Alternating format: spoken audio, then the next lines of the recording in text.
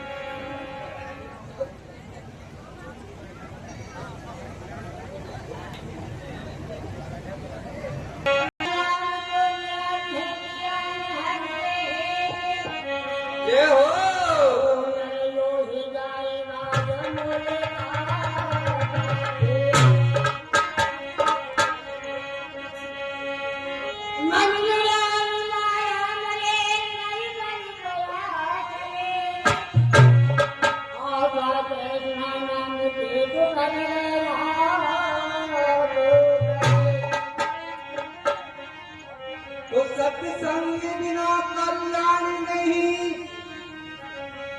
सत्संग बिना कल्याण नहीं, सत्संग से बने ऋषि और ज्ञानी। कंस के संग में बांस बिकते हैं तो दूध के संग बिकावते, तो सिंह के संग में चार की इज्जत, पंडित के संग मूर्ख ज्ञानी। कहूँ कहे अब सुन रे बथुआ, सत्संग के प्रभाव से लागते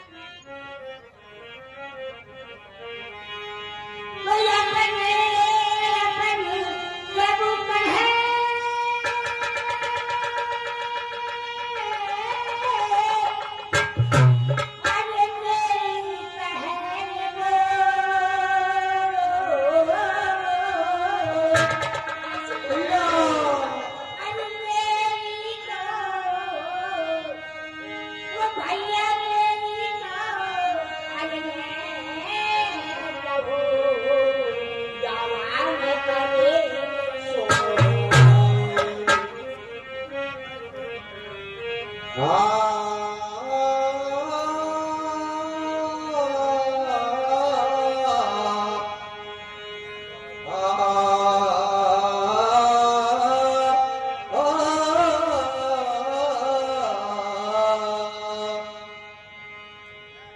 समय समय की बात है, तो समय समय की बात है भैया, समय बड़ी बलवान।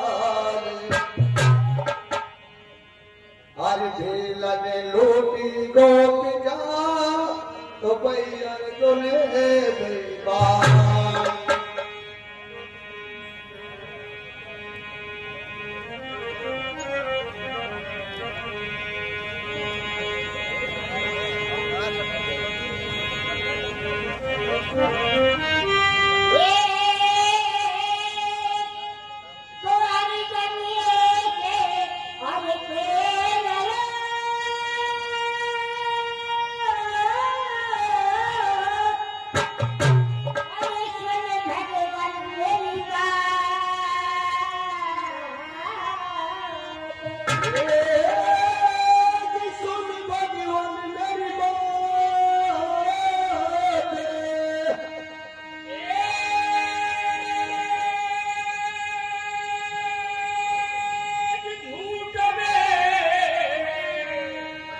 भैया ये झूठ बे,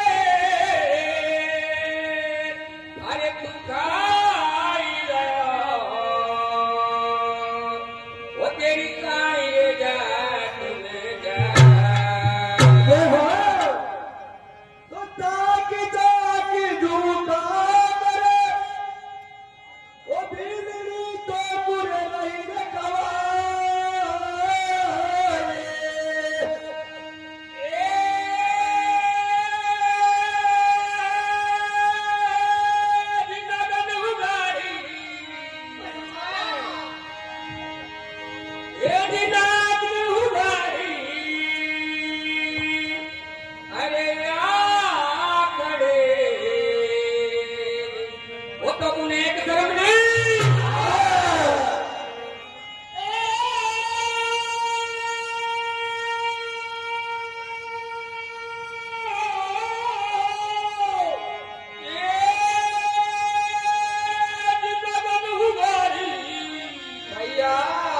समझे?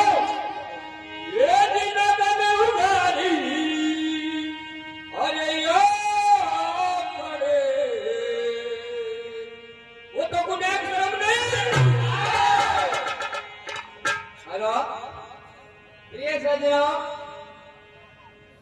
ये जो कथा है, ये कथा का प्रसंग महाभारत से लिया गया है। इसका मुख्य शीर्षक है कि भगवान कृष्ण अर्जुन का घमंड कैसे दूर करते हैं। ये कथा के माध्यम से, ये कथा में ये बताया गया है कि वे अर्जुन का घमंड भगवान कृष्ण कैसे दूर करते हैं।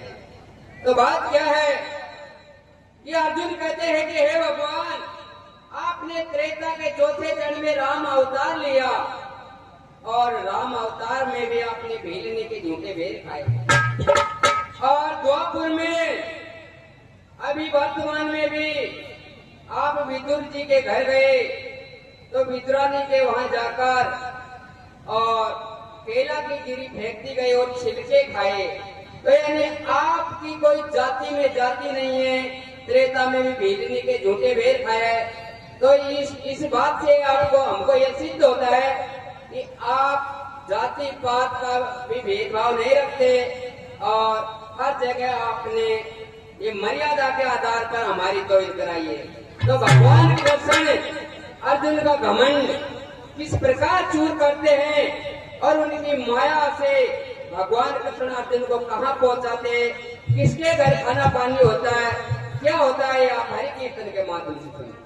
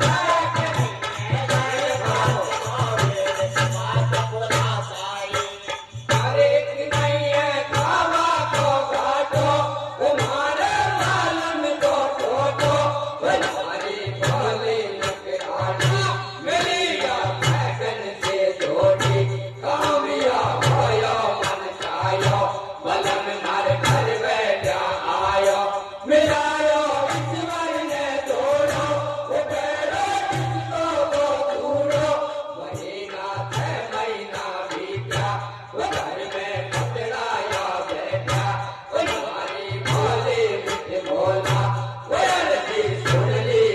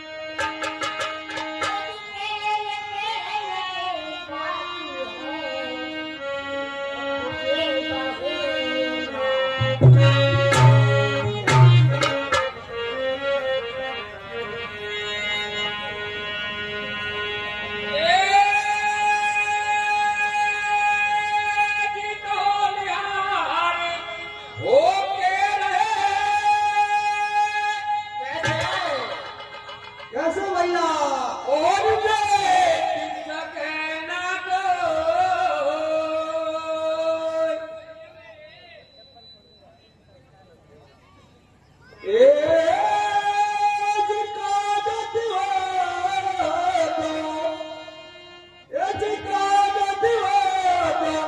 अरे बात लो तो कर्म बाजो।